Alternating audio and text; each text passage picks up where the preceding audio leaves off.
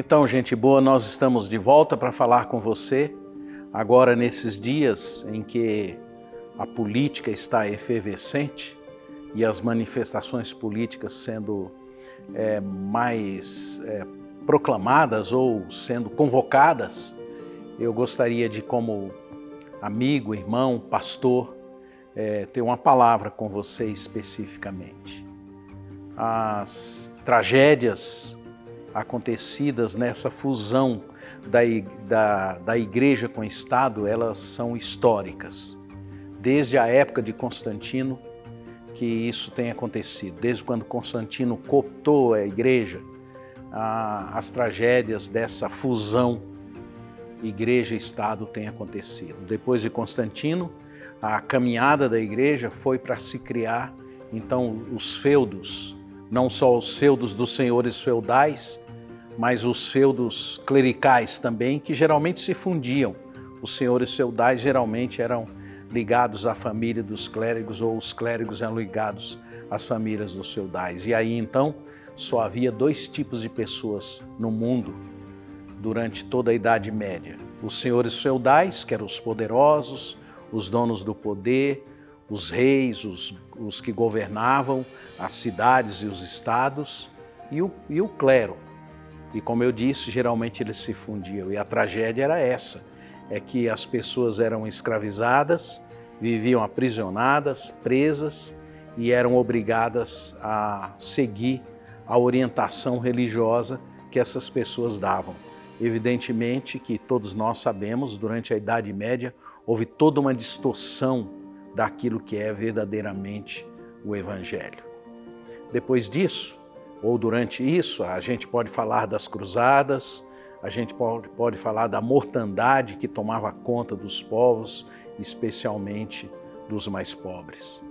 Depois disso veio a Reforma, e a Reforma ela trouxe ou tentou trazer essa independência. Os princípios da Reforma é de separação do Estado e as questões políticas ou a ideologia política. Apesar disso, a Reforma também andou por esses caminhos apoiando determinadas ideologias. Por exemplo, a escravidão. Havia muitos reformadores que defendiam a escravidão das pessoas nascidas no continente africano. Essa escravidão se deu e durante muitos anos isso foi sustentado por pessoas da Igreja Reformada, tanto na Europa como nos Estados Unidos. Depois disso, as ideologias políticas elas continuaram acontecendo, ao ponto de igrejas apoiarem determinados movimentos, como foi o caso de Hitler, em que pouquíssimas pessoas que eram cristãs se colocaram contra aquele movimento do nazismo. Uma grande parte da igreja na época apoiou os nazistas. E isso traz essa tragédia para a igreja quando se mistura igreja, ideologia política e Estado.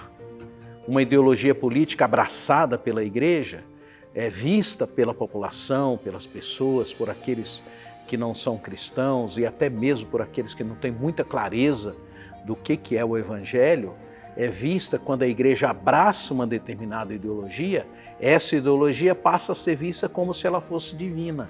E, na verdade, ideologias elas são humanas. O Evangelho se propõe e tem outra proposta, não exatamente de defender essa ou aquela ideologia política. É por isso que Jesus Cristo ensinou que a César deve ser dado o que é de César e a Deus aquilo que é de Deus. Essa mistura, ela não é uma proposta do Evangelho. Deus não tem nada a ver com as ideologias políticas, porque elas são humanas, elas são transitórias, elas são passageiras. Então, à medida que as pessoas não compreendem isso, elas vão misturando e elas vão abraçando uma causa que não é necessariamente a causa do Evangelho. Depois disso, historicamente, a gente observa, especialmente aqui no nosso país, o crescimento da bancada evangélica. Nas últimas décadas, a bancada evangélica cresceu, ela começou em 94 com 21 deputados, e hoje são mais de 105 deputados e senadores envolvidos na bancada evangélica. E a bancada evangélica, ela tem participação em diversos partidos, em vários partidos. Portanto, a votação da bancada evangélica deveria ser somente nas causas que envolvam o evangelho. Mas não é isso que acontece. A bancada evangélica se tornou profundamente comprada, vendida às ideologias que não são cristãs. E o mais grave é que, eticamente, a bancada evangélica brasileira tem dado demonstração de fatos vergonhosos e que coram o rosto de qualquer cristão verdadeiro, evangélico verdadeiro. Basta ver as cenas que todos nós temos visto ao longo da história da história política, da política brasileira, em que evangélicos, recebendo dinheiro, colocando nas suas roupas íntimas, fazem uma reunião de oração para agradecer a Deus. Isto é vergonhoso, é lamentável que as pessoas se envolvam e misturem, façam essa mistura entre Deus e as questões ideológicas e políticas. A política partidária no Brasil, ela tem sido extremamente corrompida e corruptora. E por isso, os evangélicos, quando se envolvem com essas ideologias e se propõem a fazer dessa forma, e misturando o nome de Deus com essa política partidária, eles estão prestando um péssimo serviço ao testemunho do Evangelho, ao testemunho da igreja. Cristãos, eles têm uma causa pelas quais eles devem lutar. Não necessariamente eles devem lutar e não devem lutar por questões ideológicas e questões políticas. A causa primeira do Evangelho é proclamar as boas novas e os seus valores, e aquilo que o Evangelho propõe. A palavra de Deus diz, e foi o Senhor Jesus quem disse, que o Espírito do Senhor estava sobre ele e ungiu para evangelizar os pobres, para curar os quebrantados de coração, pregar a liberdade aos cativos, restaurar a visão daqueles que não tinham vista e pôr em liberdade os oprimidos e anunciar o ano aceitável do Senhor. Essa é a causa dos evangélicos. Se esta causa, e foi por essa razão que Jesus veio ao mundo, esta é a razão também pela qual nós, os cristãos, os evangélicos, devemos fazer, é o que nós devemos fazer. Nós temos uma causa, essa causa está descrita nos evangelhos, é claro. As bem-aventuranças, por exemplo, elas podem ser as causas pelas quais todos nós lutemos. Os pobres de espírito, bem-aventurados são os pobres de espírito, porque deles é o reino dos céus. Pobres de espírito são os quebrantados, são as pessoas que se quebrantam diante de Deus,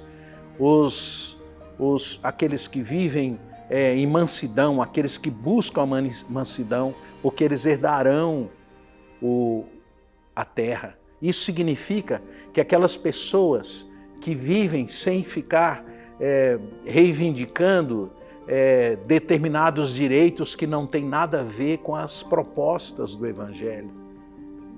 Direitos à violência, direito a porte de armas, direito à confusão, direitos a proclamar mentiras. Não existe isso nos evangelhos.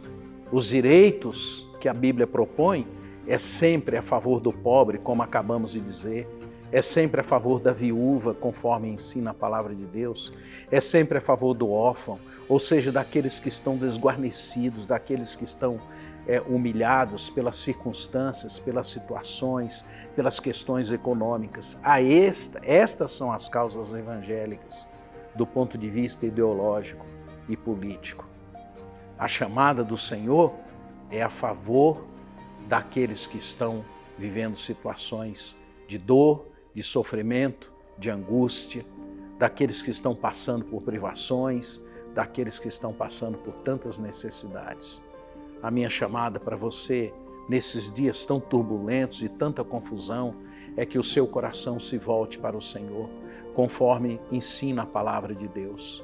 A palavra de Deus nos diz que se nós nos humilharmos e se nós buscarmos ao Senhor e nos quebrantarmos, que Ele virá até nós e vai trazer cura para a nossa nação. Eu quero te convocar para você abraçar esta causa, a causa do Evangelho, da proclamação de Jesus, do anúncio do Evangelho, do serviço a favor dos desfavorecidos, da disposição em amar aqueles que nos são próximos e amar aqueles que estão vivendo nessas situações de abandono, de desalento, de desesperança. Esse é o meu chamado para você nesses dias. Que o Senhor nos abençoe a todos, que o Senhor abençoe a nossa pátria, que o Senhor abençoe o nosso povo. Essa será a nossa oração nesses dias. Um abraço, fica com Deus, a gente se vê qualquer hora dessas por aí.